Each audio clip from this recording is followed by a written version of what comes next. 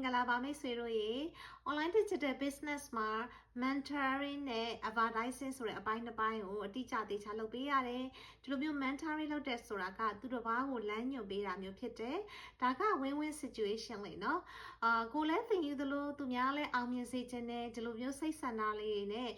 ကိုယ့်ရဲ့ business ကိုတည်ဆောက်ရတာဖြစ်ပါတယ် advertising ကတော့ social media အသုံးချတာပေါ့နော်social media မှာကိုယ့်ရဲ့ကြော်ညာလေးကိုလူတွေကတွေ့တယ် benefit တွေကိုလည်းသိကျင်တယ်ရှေ့ဆက်ပြီးတော့လေ့လာဖို့ဘယ်လိုမျိုးသွားရတာလဲဘယ်လိုမျိုးလေ့လာရတာလဲကိုယ့်အတွက်ကိုက်ညီမှုရှိရလား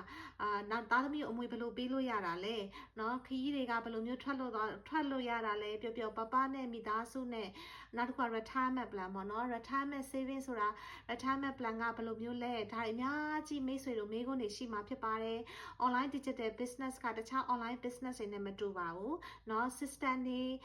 နောက် community နောက်အရာ flexible ဖြစ်တဲ့ business လေးဖြစ်တယ်အဲအကြောင်းမလို့ကိုယ်တိုင်လေ့လာခြင်းအပြင်မိတ်ဆွေတို့ရှေ့ဆက်ပြီးတော့အောင်မြင်စွာ